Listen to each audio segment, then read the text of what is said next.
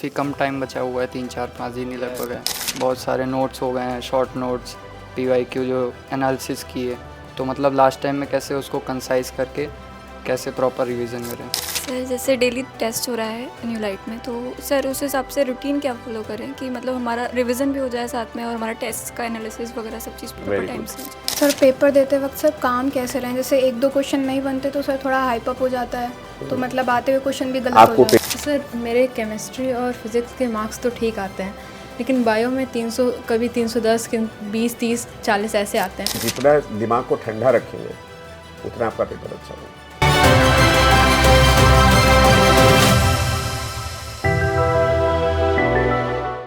तो कुछ टाइम बचे हैं नीट के होने में, और इनफैक्ट आपके पास 2-3 दिन का टाइम बचा है, 5 दिन का टाइम नहीं है, क्योंकि जैसे ही एडमिट कार्ड आएगा आप लोग उसमें लग जाओगे। तो पहला तो मेरा ये कहना है कि आप लोग एडमिट कार्ड उस समय निकालने जाइए जब पढ़ के थक गए हो, और जैसे रिलीज़ हो तैसे भागना नहीं। हो सकता है यहाँ इंतजाम करा दें आप लोगों का, ठीक है ना। तो हम ये जानना चाहते हैं, हम भी नहीं मिल पा रहे थे कि आप लोगों के दिल दिमाग में क्या चल रहा है। जैसे काफ़ी कम टाइम बचा हुआ है, 3-4-5 दिन ही लगभग है, तो कंटेंट काफ़ी मतलब फैल गया है। बहुत सारे नोट्स हो गए हैं, शॉर्ट नोट्स, PYQ जो एनालिसिस की है, तो मतलब लास्ट टाइम में कैसे उसको कंसाइज करके कैसे प्रॉपर रिवीजन करें। कुछ शार्ट नोट्स बनाए होंगे, यस सर। और 21-22 का जो पेपर है उसके आसपास की सारी चीज़ें पढ़िए, और बाकी बायो में परसों सुबह 10 बजे हम एक सेशन लेंगे, उस सेशन में सारे इंपॉर्टेंट बता देंगे। इसमें बहुत ज़्यादा कूल रहना है, और बहुत ज़्यादा कार्डियक आउटपुट नहीं बढ़ रहा है, डिलीरेंस नहीं करना है, यस और आप लोग सेलेक्ट होने जा रहे हो। Thank you sir. सर जैसे डेली टेस्ट हो रहा है न्यू लाइट में, तो सर उस हिसाब से रूटीन क्या फॉलो करें कि मतलब हमारा रिवीजन भी हो जाए साथ में और हमारा टेस्ट का एनालिसिस वगैरह सब चीज़ प्रॉपर Very टाइम good. से हो जाए। इसके लिए आपको ये करना है बेटा कि मॉर्निंग में एक तो आप लोग 7 बजे जग जाइए, 7:30 बजे, और 7:30 से लेकर 10:30 तक आप रिवीजन करिए जो भी पढ़ा है, और अब नई चीज़ मत टच करिए। अगर कोई चैप्टर ऐसा बचा जो नया है तो उसको एक काम कर लीजिए कि उसके PYQ लगा लीजिए बस, ठीक है। 2 से 5 टेस्ट दीजिए और आपस में बैठ के एनालाइज करिए। कल बच्चे आए थे, वो लोग बोल रहे थे कि हम लोग जब मिलते थे तो किसी को हेलो नहीं करते थे, क्वेश्चन पूछते थे एक दूसरे से। तो ये रूटीन करिए, तैयारी आपकी बहुत अच्छी है, कॉलेज आपको मिलेगा। सर डेली टेस्ट होता है, कभी कभी नंबर ख़राब आ जाते हैं तो बहुत डिप्रेशन होता है।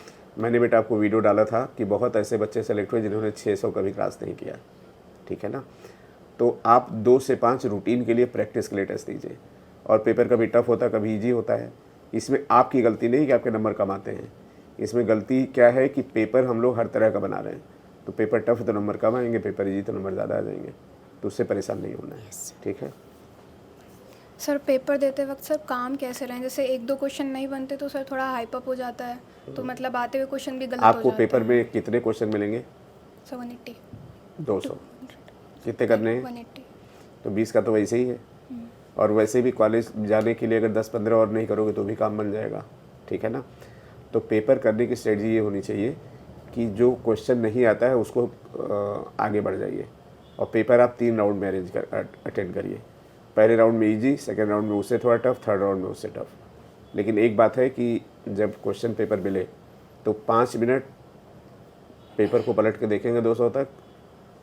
जैसे पहलवान कुश्ती लड़ता है तो पहले एक दूसरे को देखता है, तुरंत नहीं भिड़ता है, ठीक है ना।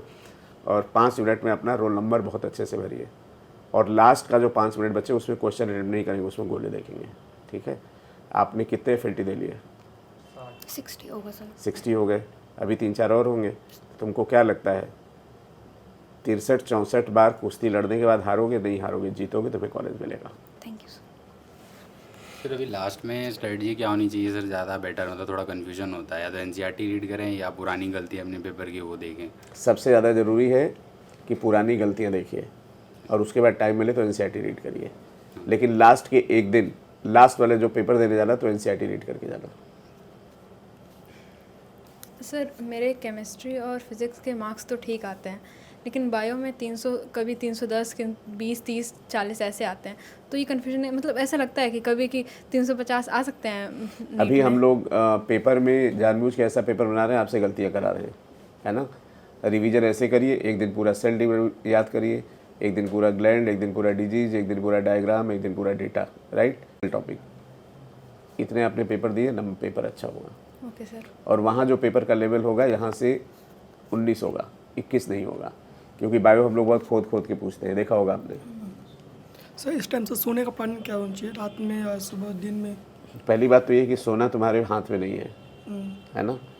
तो हर हाल में 12 बजे सो जाइए, दिन रात में। और सोते समय ऐसा लगेगा पेपर वाले दिन में कि इससे अच्छा है कि हम पढ़ लेते। अगर आपने ऐसा किया कि सोने गए फिर लगा ये पढ़ लें, तो आपका पेपर ख़राब होगा।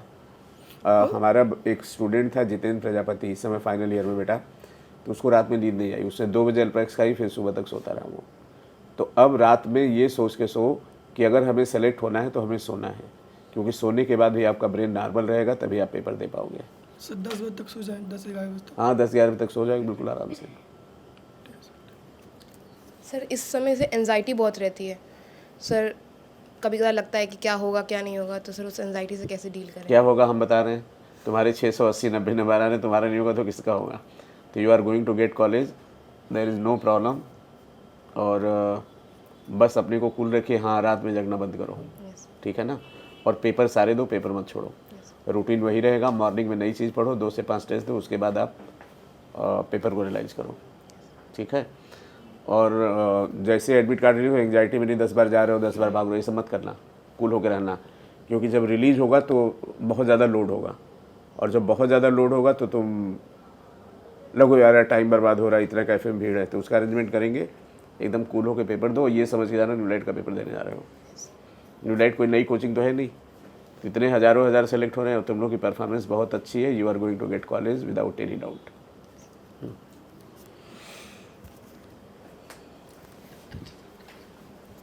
सर एग्ज़ाम प्रेशर को कैसे मेंटेन करें, मैनेज करें? ऑलरेडी आपने 60 FST दे लिए, तो प्रेशर का है, ये सर ठीक है। आप नीट कुछ नया नहीं है, नीट वही है जो यहाँ पेपर दे रहे हैं। यहाँ का पेपर भी NCERT से बनता है, वहाँ का पेपर भी NCERT से बनता है, राइट। इस समय ज़रूरी है बॉडी को हाइड्रेटेड रखिए, फ्रूट खाइए, पॉजिटिव सोचिए। और एक बहुत इंपॉर्टेंट बात है मेंटल डाइट। मेंटल डाइट का मतलब होता है ऐसे लोगों के टच में रहिए जो हमेशा पॉजिटिव रहे। और आप लोगों ने खूब पढ़ा, खूब ग्रुप स्टडी किया है, सिलेक्शन होगा।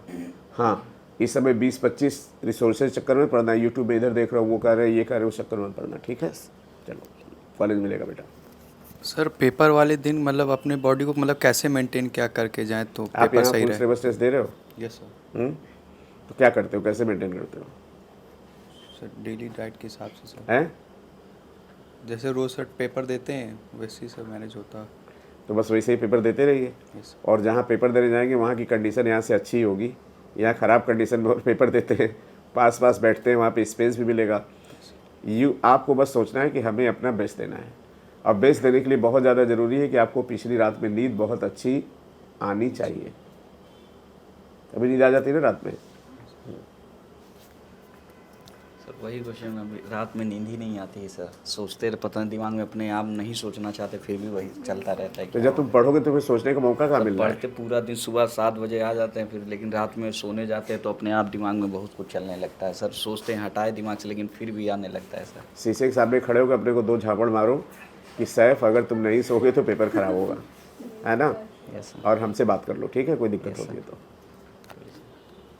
सर कभी कभी आते हुए क्वेश्चन पेपर में गलत हो जाते हैं, कभी कभी हम लोग गलत पढ़ लेते हैं सर। वैसे टेम्परामेंट कैसे रखें कि क्वेश्चन हम सही कर पाएँ? आते हुए क्वेश्चन जब गलत होते हैं तब बुरा लगता है सर। आते हुए क्वेश्चन क्यों गलत होते हैं? क्योंकि आप पूरा सेंटेंस नहीं पढ़ते होगे, पूरी यूनिट नहीं देखते होगे, है ना, यही तो है। तो अब आते हुए सवाल क्यों गलत होते हैं तुम्हारे, इसका रीज़न तुम ही अच्छे से समझते हो। करेक्ट नहीं पढ़ा, इनकरेक्ट नहीं पढ़ा, बोथ नहीं पढ़ा, नन नहीं पढ़ा, क्वेश्चन को 20 से पढ़ लिया। और ज़्यादातर उनको वो क्वेश्चन गलत होते हैं जिसमें आपको कॉन्फिडेंस ज़्यादा होता है। अभी यहाँ पे क्या स्कोर कर रहे हो?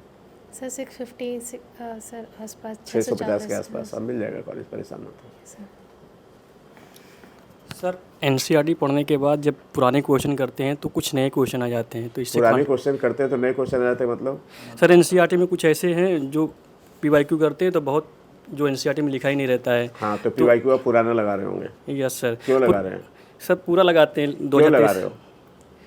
जब तुमको बता दिया गया कि सिलेबस ये है तो तुम 20 साल पहले का लगाओगे तो कहाँ से आएगा? तो सर 2018 से लेकर के 23 तक आप बस पेपर में एक चीज़ देखिए कि जितनी चीज़ें एनसीईआरटी वाली आपकी क्लियर हो रही हैं कि नहीं। Yes sir. ज़्यादा कुछ नहीं। ठीक है सर। ठीक है ना? Thank you. बाकी बढ़िया होगा। सर इस टाइम एनसीईआरटी जल्दी से जल्दी कैसे पढ़ें? जैसे सर कोई जल्दी पढ़ना ही नहीं सर, कोई चैप्टर स्टार्ट किया सर मैं बता रहा हूँ। अब हमने ये बनाया है ना इसको, यस सर। इस चैप्टर में हम जितनी हेडिंग बना रहे हैं हेडिंग को अच्छे से पढ़ो। सर जैसे इन हेडिंग को पढ़ लिया उसके बाद सर लगता है कि अगर ये कहीं छूट गया और आ गया तो सर ये दिमाग में चलने लगता है। अब क्वेश्चन ये है कि मान लो तुम्हारा 2 से 5 पेपर है, यस सर। तो उसके बाद तो टाइम नहीं मिलेगा ना। No sir. तुम चाह के भी 4 तारीख को बहुत ज़्यादा नहीं पढ़ पाओगे। Yes sir. 5 को सुबह से पढ़ोगे तो भी ज़्यादा नहीं पढ़ पाओगे। तो अब तो बेटा चूज करना ही पड़ेगा ना। Yes sir. This is the most important point कि हम क्या पढ़ें और क्या छोड़ें। यस। ठीक, बाकी बी पॉजिटिव। और आप सब बच्चों की वजह से न्यू लाइट एक नया इतिहास लिखेगा इस बार, इसमें कोई दो राय नहीं। आपकी तैयारी बहुत अच्छी है क्योंकि आपने 60 टेस्ट दिए हैं और किसी भी टेस्ट में पेपर तो एनसीईआरटी से बाहर आया नहीं। तो एनसीईआरटी तो आपने कई बार मतलब पलट ली होगी इसीलिए कि क्वेश्चन गलत हुआ है ना। तो एकदम पॉजिटिव रहिए, ज़रा भी निगेटिव कुछ सोचने की जरूरत नहीं है। कॉलेज मिलेगा आप लोगों को। तो ऑल दी बेस्ट बच्चों। तो इस तरह से जो बच्चे एंग्जाइटी में, डिप्रेशन में, उनको यही बात बोलेंगे। 2 इम्पॉर्टेंट बात है कि अपना रूटीन है सब देखिए। मॉक टेस्ट तो देना बहुत ज़रूरी है। ठीक, अगर आप बहुत ज़्यादा मॉक टेस्ट दे चुके हो 60-65, तो अगर लगता है एक आध दिन की हम रेस्ट करके घर में रिवाइज कर लें तो वो कर सकते हैं। लेकिन जिन बच्चों ने मॉक टेस्ट नहीं दिया उनको देना बहुत ज़रूरी है। उसमें तो कोई डिस्प्यूट है ही नहीं। क्लियर? उससे आपको पता चलेगा कौन सा टॉपिक वीक है। दूसरी बात है, जितना दिमाग को ठंडा रखेंगे उतना आपका पेपर अच्छा होगा। ठीक, रात में सोने से पहले नींद नहीं आती है, ठीक है, तो वही चीज़ सोचो जो तुमने याद किया है। लिविंग वर्ल्ड में हमने क्या किया, बायोलॉजिकल में क्या किया, प्लांट किंगडम में क्या किया, केमिकल इक्विलिब्रियम में कौन सा फार्मूला है। अब नींद नहीं आ रहे हैं तो एक काम कर लो, काम ख़त्म, कि जो पढ़ा है उसको सोचो। ये तो बात है ना। दिमाग को भटकाना है ना। सलूशन मिल गया कि नहीं? तो जो नहीं नींद आती है, मन में जब दूसरे विचार आते हैं ना, तो अब दूसरी चीज़ डालो दिमाग में कि जो तुमने पढ़ा तुम्हें याद है कि नहीं। और वैसे भी कहा जाता है लेस रीड मोर थिंक, कम पढ़ो ज़्यादा सोचो। जितना सोचोगे चीज़ें उतनी स्टेबल होंगी। ठीक है, तो जो बच्चे वीडियो देख रहे हैं उनको भी यही कहेंगे कि मॉर्निंग में आप लोग रिवाइज करिए, दोपहर में टेस्ट दीजिए, शाम को पेपर एनालाइज करिए और आधे घंटे वॉक जरूर करिए। इन लोगों को भी हम इसीलिए भी वॉक कराने के लिए ले जा रहे हैं। इन लोगों को लगेगा हम पढ़ेंगे, किसी को नहीं पढ़ने दे रहे, सबको वॉक कराने ले जा रहे हैं। तो आप जो वीडियो देख रहे हैं वो भी यही करें। और बेटा ये ट्राइड, ट्रस्टेड, टेस्टेड फार्मूला है। जैसे इतने सारे बच्चे कॉलेज में गए हैं आप सबको मिलेगा। थैंक यू सो मच बच्चों। जय हिंद।